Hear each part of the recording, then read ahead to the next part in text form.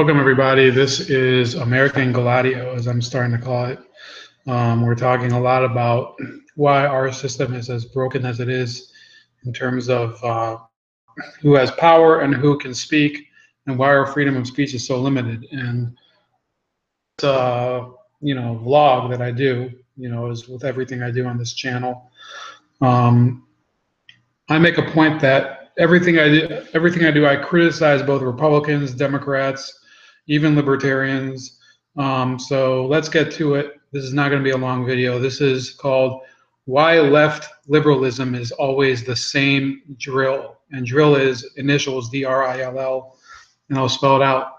And it shows you the real keys to their game plan. And they kind of use this as like a stepladder. For every conflict they get into, they decide at some point how far to make it go, depending on how much resistance they get. So my inspiration came from Hillary Clinton's bullshit declaration that after the Trump victory, that her supporters should resist, insist, persist, enlist. None of those things mean anything. They're actually, it's complete bullshit. There's nothing to do with resist and persist. I'd like her to really explain what the fuck any of those mean. So I came up with my own, and they go denigrate, reiterate, intimidate, legislate, and litigate. And some of those are interchangeable. You can switch intimidate with isolate. You can there's two L's, and you can add liquidate. But basically, what we have is a game plan for liberal activists and progressive activists to some degree. I think a lot of progressives, they're the ones on the grassroots level, they don't hold to this principle, but there's other ones that are fully on board with this. And denigrate means that you simply attack your opponent, just consistently call him names. It doesn't have to be a person who has ideological issues with you. It could be somebody who's, perfectly compatible with your point of view, or even more ideologically pure than you. Hillary Clinton did this when she started calling Donald Trump supporters deplorable. She started calling Bernie Sanders supporters basement dwellers. And in other cases, but actually, let me step back for a second. The real people that are the target of this tactic are the ones that are on the opposition side. The ones that, so Bernie Sanders does count as one. He's attacked plenty of times by the liberal press, maybe not as strongly as Donald Trump, but he gets plenty of attacks. I think this week they attacked his wife for visiting Joe Arpaio, when the reason for her visit had nothing to do with supporting him. She was trying to confront him about his tactics. But the most classic case, I think, is the Mitt Romney case of 2012, when he was caught on camera saying that 47% of the country are dependents and they have a victim mentality. They ran with it so hard, and they didn't give him any room for giving his own side of the story. They wanted to. They basically were giving him this this treatment that they didn't give at all to Obama. In fact, when Obama made a similar statement about business owners not building whatever they had, the media immediately rushed to his side and supported him. The same thing with Clinton, the deplorable comment, and the Sanders basement dwellers comments. She was given all of, and I actually gave examples. She was given all of the backing that she needed from these people that wanted to justify whatever she said. Now, does that happen on the conservative side? Absolutely. But the conservative media does not have the same financial and economic power that the liberal media has, at least not today. And other examples, even more egregious ones, are the Glenn Beck example, where he was called an anti-Semite for some religious views that he had, and Steve Bannon, who has been called a Nazi over completely baseless allegations. So that's what denigrating means. Reiterate is a second stage of that. That's when the media just constantly parrots and gives multiple coverage of whatever has been done to denigrate the target. So they'll just keep regurgitating it over and over again to make it seem like, you know, this is something that's a consensus, that it's accepted among all people. In fact, you know, I'll just show you the article here. You know, this is my blog article. I don't write for it very often anymore, but when I do, you know, I do share it with this vlog. So then the best example is our Gamergate. This doesn't have to necessarily have to do with politics. It could be just with culture. So Gamergate, there was a flood, this deluge of just I don't know what you would call it, just these articles attacking gamers as sexist and whatever, you know, attacking them for being homophobic. That was definitely an example of the reiterate stage. Another one was the rape culture scare of 2014. Rolling Stone, they shared an article by Sabrina Rodelli, which I consider still one of the greatest scandals in you know, the past 20 years of journalism. It was leading up to today. You know, if people had been held accountable for what happened during that scandal, I don't know if it would have been as bad during the election or anything, but the fact is that they spread a libel of a gang rape on University of Virginia campus, and all of these other feminist publications and other media publications started sharing the same type of, and, you know, giving attention to the same story and talking about, you know, how campus rape is so common. Then it turned out that the whole article had never happened, but the same type of story just keeps getting repeated over and over again.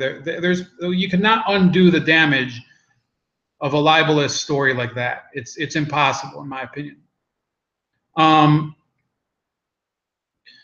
the next step is intimidate and isolate.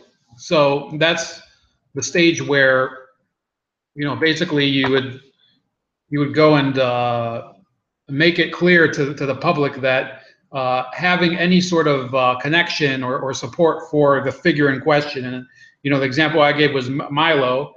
That's a no-no. You can't do it. You can't support this person. He's a disgusting. In Milo's case, they try to say that he justifies pedophilia. If you look, and I'm not like a huge Milo fan. I think that he's kind of a bizarre person. I think he does a good job of whatever the hell it is he does, because he's immensely successful. People support him, and he's created a whole lot of havoc on the left. But you know, there's definitely weird things about him, including this. But the fact of the matter is that he did not justify pedophilia. He was having a very weird and bizarre reaction to a story that he was telling about his own experience getting abused as a teenager. So, you know, there's all sorts of ways that you can take it, but it's not a justification, a blanket justification for pedophilia. Similarly, DSouza was convicted of a campaign finance violation, one of the only people in the United States ever to be prosecuted for it. They pick a guy, I think it was something like a $10,000 donation or something. This is, you know, there's real issues with, in my mind, you know, this type of selective prosecution. But since then, he's been called a convicted felon, which I think he is. I don't think he's allowed to vote even. And he's constantly being attacked with it. There's another guy I didn't put in there, but James O'Keefe was falsely convicted a while back for trespassing on public property, which actually is not a crime. And they still call him a convicted felon, even though the crime was expunged and the trial overturned. So think about that. And then the last two are legislate and litigate. Now, legislate means passing laws that control human behavior, or they really redistribute wealth, or they're punitive. They're punitive. For example, punishing opponents of an agenda. This is Venezuela's constitutional amendment labeling members of the opposition as traitors to the homeland.